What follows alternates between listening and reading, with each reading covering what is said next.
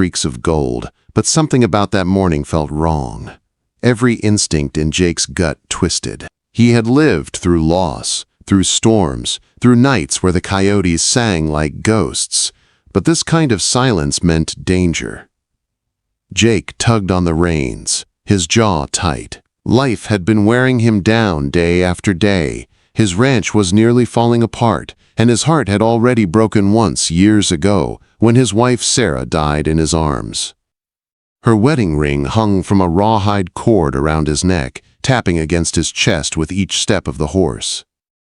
It was his reminder to never love again, to never open that door to heartbreak. But the trail was calling him forward. Something waited ahead, something terrible. As he rounded a low rise, Jake froze in shock. A wagon lay split open like a cracked egg across the dirt road. The wooden frame was shattered, bullet holes torn through the canvas. Blood seeped into the dust, dark and dried. Crows circled overhead, their cries sharp in the morning air. Jake's breath caught. Massacres weren't rare in the wilds, but each one carved a new scar into the land. He moved slowly, scanning the area for bandits who might still lurk nearby. His mare twitched nervously. Jake soothed her with a hand, though he couldn't steady the pounding of his own heart. 4 bodies lay scattered across the ground. Men, each one lifeless, their clothes torn and faces pale. Jake knelt beside the youngest, a boy who couldn't have been more than 20. Dust coated his cheeks, and his eyes stared blankly at the sky. Jake swallowed hard. There was nothing he could do for them. He checked the others, offering a quiet moment of respect. A cold wind stirred, loosening the canvas that flapped like a wounded bird. Then he heard it. A faint sound. A moan. So soft he almost missed it. Jake straightened instantly, every nerve on edge. He followed the sound to the far side of the wagon. There, half buried beneath a shattered crate, lay a woman. Dirt streaked her face, and her hair was tangled in the dust, but her chest rose in shallow breaths. Jake dropped to his knees and lifted the crate off her. She flinched, eyes fluttering open in panic. For a second, she looked at him like he was the next man coming to kill her. "You're all right," Jake said, voice softer than he expected. "I'm not here to hurt you. Let me help." Her lips trembled. No words came out. With gentle care, he helped her lean against a broken wheel. Her dress was torn and stained with blood. Bruises covered her arms, and a bullet had grazed her shoulder. Jake pressed his canteen to her lips. "Easy. Small sips," he murmured. She drank weakly, her hands shaking. Her accent slipped through in a single whispered word. "Bandits." Jake nodded. "I know, I'm sorry." She blinked slowly, fighting to stay awake. Her features, the fine fabric of her dress, the delicate stitching near the collar, didn't match a simple settler's life. Something about her seemed strange, out of place on a dusty wagon trail. But Jake didn't pry. He ripped a strip from his own shirt to wrap her shoulder. She winced but didn't pull away.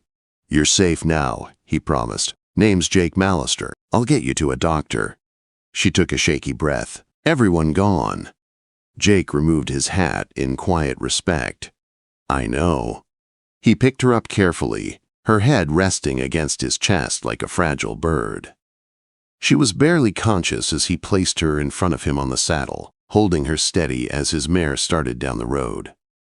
Jake gathered a few scattered supplies before turning away from the grisly scene. He didn't notice the small cameo brooch he pocketed had a crest carved into its shell. He didn't notice her trunk bore letters he didn't recognize. He didn't notice how deep her trembling went. He only knew one thing. This woman needed saving, and he wasn't about to let her die. The ride to Medicine Bow Station was long and scorching. The sun beat down like a hammer as Jake held the unconscious woman close, trying to shield her from the worst of it. The land stretched far and empty, the dust rising behind them in a long trail. By late afternoon, the small cluster of buildings finally appeared. Medicine Bow Station, a lonely outpost beside the railroad tracks. A train's whistle echoed across the plains as it roared past, rattling the ground beneath their feet. Jake pushed onward to the doctor's office. Inside, Dr. Wilfred Graham worked quickly. stitching her shoulder, cleaning her wounds, pressing cool water to her feverish forehead. Jake stood in the corner with his hat in hand, helpless and haunted. Memories of Sarah's final days clawed at him until his chest ached. After what felt like hours, the doctor stepped back. "She'll live," Dr. Graham said, adjusting his glasses. "But she needs rest, food, and peace. Whoever attacked that wagon wanted her dead." Jake's jaw tightened. "I'll keep her safe." When night fell, Jake sat in a chair beside her cot. Her breaths, though shallow, were steady. Lantern light painted soft shadows on her face, highlighting the bruises. He glanced at the battered trunk in the corner, noticing a strange crest stamped into the leather. Who was she? What had she been running from? And why had men been willing to slaughter an entire wagon party to find her? Jake leaned back, exhaustion crashing over him. As he drifted towards sleep, the faintest whisper left her lips. "My name, Charlotte." Jake nodded softly. "Rest easy, Miss Charlotte. You're safe now." But out there, somewhere in the darkness, danger was already closing in, and Jake Mallister had no idea how much his life was about to change. Charlotte's first real morning at the doctor's office came with a shaky breath and wide, confused eyes. The light spilling through the window painted a soft glow across the room. Jake stood when he saw her stir, placing his hat nervously against his chest. "You're in medicine, Beau," he said gently. "Doctor patched you up best he could. How are you feeling?" Charlotte blinked, disoriented. Her shoulder throbbed and her forehead still carried a tender bandage. She pushed herself up a little, wincing. "Better, I think." Quote. Her voice was soft, but her accent was unmistakably British. Jake noticed it again, refined, polished. Out of place in a frontier clinic that smelled of dust and old medicine bottles. "You're safe," Jake added, "at least for now." She looked around the room, trying to gather her thoughts. Jake offered her a cup of water. She drank slowly, steadying her breathing. "What happened to the others?" she asked with trembling lips. Jake's heart tightened. "I'm sorry. No one else survived." Charlotte shut her eyes as tears slipped down her face. Her fingers curled weakly around the blanket as she struggled to keep herself composed. But grief hit her like a storm. Jake stepped back, giving her a moment. When she finally opened her eyes again, he spoke softly. "Dr. Graham says you'll heal, but you need rest. I can't leave you alone out here. If you're willing, I'll take you to my ranch near Sage Creek. It's quiet. You can recover there." Charlotte studied him, her gaze searching. Something in his steady, weathered face told her he meant every word. "Thank you," she whispered. "My name is Charlotte Ashby." Jake nodded slowly. "All right, Miss Ashby." But the name tugged at a part of his mind. It didn't quite sit right. Still, he didn't push her. Not now. As the day warmed, Jake paid the doctor with the last few dollars he had. It stung, but he didn't hesitate. Together, they walked Charlotte outside. She was weak, leaning on Jake's arm as he helped her onto the horse. Her trunk, locked and marked with a strange crest, was strapped to the mare's back. Before Jake mounted, Dr. Graham pulled him aside and lowered his voice. "That bullet wound wasn't random. Whoever shot her meant to kill her. Be careful, Jake. Someone might come looking." Jake nodded grimly. "I'll keep watch." Then he climbed into the saddle behind Charlotte, steadying her with his arm. With a gentle click of his tongue, they started the slow journey home. The trail wound through rolling hills and sagebrush, the sky a wide blue sea above them. Charlotte said little. She winced with each jolt, but she bore the pain quietly. Jake admired her strength, though he couldn't ignore the tension in her shoulders. After some time, he pointed ahead.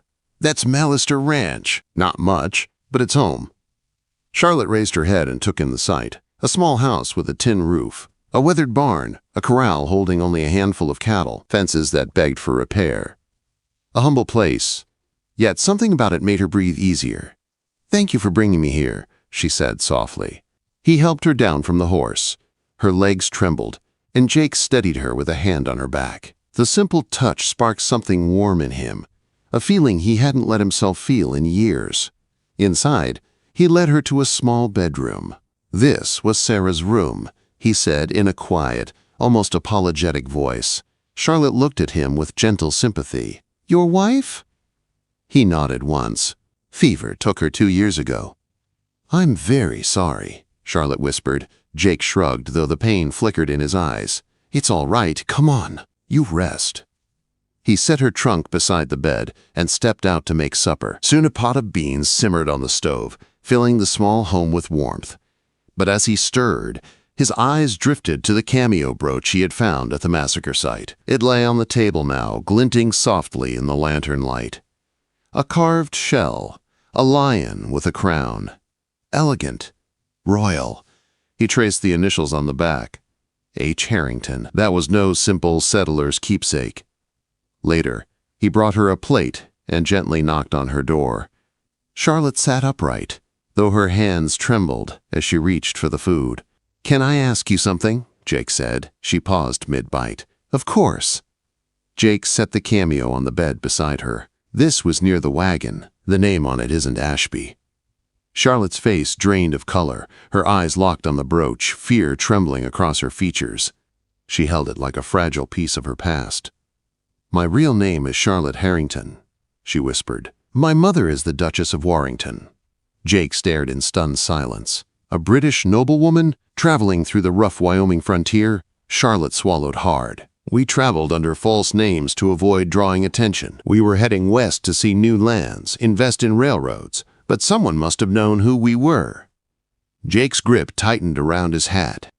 "So those men, they were after you."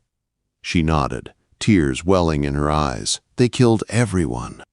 They wanted me." Jake felt something fierce ignite inside him. He had lost once before. He was not losing her. "You're safe with me," he said firmly. "No matter what comes." Over the next days, Charlotte slowly regained her strength. She swept floors, helped with dishes, and, though her movements were careful, Jake noticed the quiet determination in every step she took. But he also noticed the unease beneath her brave smile. She woke from nightmares. She flinched at sudden sounds. She often stared toward the horizon, as if expecting danger to crawl out of the dust at any moment. Jake didn't ask, but he saw it all. Then one afternoon, the sound of horses carried across the yard. A small cloud of dust rose on the road leading to the ranch. Jake stepped out, rifle in hand. 4 riders approached. He recognized the lead man immediately, Sheriff Amos Bailey of Sage Creek. "Afternoon, Jake," Bailey called. "Heard you came back with a wounded woman from a massacre site. Mind if we have a word?" Jake's blood ran cold. Behind him, inside the house, Charlotte froze at the sound of unfamiliar voices. The sheriff dismounted and stepped closer. "We're looking for information on those bandits. Mind if we talk to the lady?" Jake hesitated. He couldn't deny them, not without raising suspicion. He nodded stiffly. "Come on in." As the sheriff stepped inside, Charlotte stood from her chair. She straightened her posture, smoothing her dress despite the trembling in her hands. "Good afternoon, Sheriff," she said in her refined voice. Bailey raised an eyebrow. He noticed the accent too. "Ma'am, we just need to know what you saw." Charlotte steadied herself. "It was still dark," she said quietly. "I saw men with bandanas. They shot everyone. I don't know why." The sheriff studied her a long moment, doubt flickering in his eyes. But he didn't push further. "Well," he said finally, "if you remember anything else, you'll let us know. Folks want justice." He tipped his hat and stepped outside with his deputies. Their hooves faded into the distance. Jake and Charlotte exchanged tense glances. They both understood the truth. The law was watching. The killers were searching. And the secrets Charlotte carried were heavier than either of them had realized. When the last echo of hooves vanished, Charlotte whispered, "Jake, what are we going to do?" He looked toward the horizon, jaw set like stone. "We stay alert. And if trouble comes, we face it together." But even he didn't know how close danger already was. The next few days passed with a tense stillness, like the land itself was holding its breath. Charlotte moved carefully around the ranch, her steps steadier but her eyes always drifting toward the horizon. Jake repaired fences with one eye on the field, scanning for silhouettes that didn't belong. They both felt it. The coming storm. One quiet evening, as twilight settled over the plains, Charlotte sat by the stove while Jake patched a torn saddle strap. The warm glow of the lantern softened the room, but neither felt at ease. "Jake," Charlotte said gently, "there's something I must do." He glanced at her. "What's that?" "I need to send a coded telegram to my mother. She'll know what to make of it. She'll know what danger I'm in." Jake considered her words. He didn't like the idea of drawing attention, but he understood. "All right. I'll ride into Medicine Bow tomorrow." Charlotte offered a grateful smile, though worry still flickered behind it. The next morning, Jake saddled his mare and rode toward town. The telegraph operator recognized him and joked about sending a message all the way to London, but Jake kept quiet. This wasn't something to jest about. He returned by late afternoon, dust-covered and tired. Charlotte waited on the porch, arms wrapped around herself.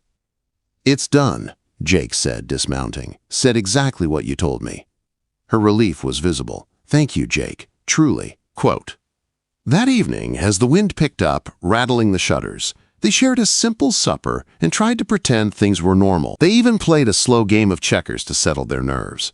But just as Charlotte placed a black piece on the board, a furious knock shook the front door. Jake stiffened instantly. Charlotte's breath caught. Jake grabbed his rifle and approached the door. When he cracked it open, a worn-out courier stood panting outside. "Message from Medicine Bow," the man gasped. "Urgent." Jake paid the courier quickly, shut the door, and opened the telegram. Charlotte hurried to his side. Together they read the coded phrases. Her mother's message was clear. "Suspect betrayal within your uncle's circle. Trust no one. Danger from inside. Do not stay in one place. Leave quietly." Charlotte pressed a hand to her mouth. "My mother believes someone close to my uncle wanted me gone. Someone powerful. Someone who paid those men." Jake's eyes burned with anger. "Then we don't wait. At dawn we ride." But dawn never came peacefully. When they stepped outside to pack supplies, they stopped cold. Footprints in the dirt, broken twigs by the barn, a rope left swinging on the corral gate. Someone had been watching them. Jake cursed under his breath. "They found us." Charlotte's trembling fingers clutched the cameo near her neck. "What do we do?" "Grab what you can. We're leaving now." They rushed to load food and ammunition. Charlotte insisted on bringing her trunk, but it was too heavy to strap onto the horses quickly. "We don't have time," Jake said. "We have to leave it." Before Charlotte could answer, a rifle cracked through the cold morning air. A bullet slammed into the barn wall, sending splinters flying. "Down!" Jake shouted. They dove behind the water trough as another shot rang out. Charlotte's voice shook. "They're here!" Jake peered around the trough, spotting a bandit on a distant ridge. "Stay low. I'll cover you." He sprinted toward the barn, zigzagging across the yard as bullets tore into the dirt around him. Inside, he grabbed his Winchester and fired back, forcing the gunman to duck. "Get to the horses!" he yelled. Charlotte ran, keeping her head low. Her injured shoulder throbbed, but she pushed through the pain. She reached the corral and frantically saddled Jake's mare and the spare horse. Jake fired another volley, buying her precious seconds. He dashed out of the barn just as another bullet grazed his thigh. Gritting his teeth, he limped toward Charlotte. "Go!" he shouted. They mounted quickly and burst through the ranch gate, hooves pounding across the dirt as gunshots echoed behind them. 3 riders gave chase, spurring hard.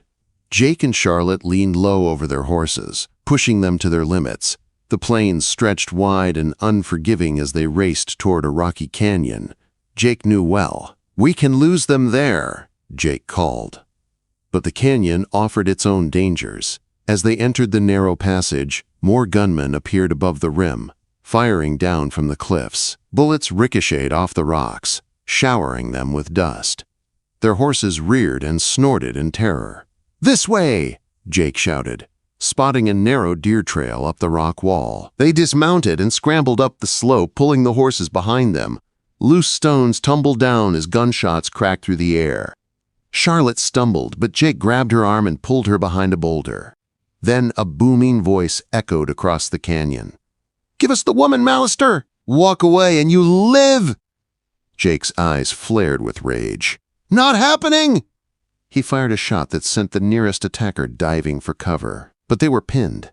Then, without warning, gunfire erupted from the opposite ridge.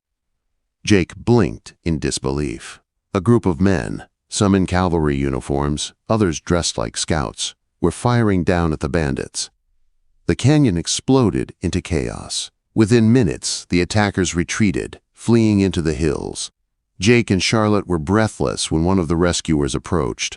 "Lieutenant Avery, U.S. Cavalry," the man said. "We heard shots. Looks like you needed a hand." Jake nodded gratefully. "More than you know." Another man stepped forward, tall, steady, with tribal markings on his rifle stock. A skilled scout. "Trouble's thick around here," he said. "Best come with us." Jake and Charlotte exchanged a look. Going with them was their only chance. By dusk the next day, they reached Cheyenne. The cavalry handed over the captured bandit, who confessed everything under pressure. "Harcourt," the man spat. "Your uncle's business partner. He wanted her dead, wanted full control, paid us good." Charlotte's face paled. "My uncle's partner betrayed us all." Jake clenched his fists. "He'll pay for it." The territorial governor took the matter seriously. The British consulate was contacted. Harcourt's scheme unraveled quickly. But through it all, Charlotte stayed close to Jake.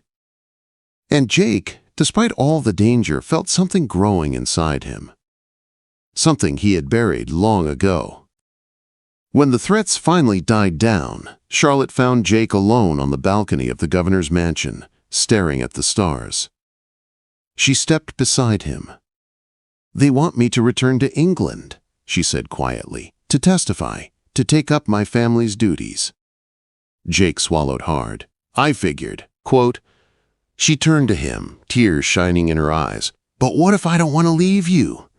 Jake's heart slammed against his ribs. "Charlotte." She took his hands.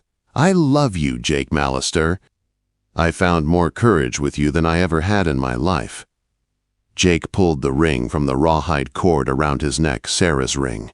He pressed it into her palm gently. "I loved Sarah," he whispered. "But you woke something in me I thought was gone. If you stay, I'll spend my life protecting you. Loving you." Charlotte threw her arms around him, crying. "Then I stay." Weeks later, with Harcourt arrested across the ocean, Charlotte returned to Sage Creek with Jake. Her mother invested in Jake's ranch, helping him rebuild. New fences, fresh lumber, a roof that didn't leak. And on a quiet afternoon, surrounded by prairie flowers Sarah once planted, Charlotte and Jake exchanged vows. Nothing grand. Just love, raw and real. The simple gold ring slid onto Charlotte's finger as the wind whispered through the grass. Two souls once broken by grief and danger now stood whole again. The widower who vowed never to love, the noblewoman who found strength in the wild. Together, they built a life on the frontier, proving that destiny sometimes saves its greatest miracles for the most broken hearts.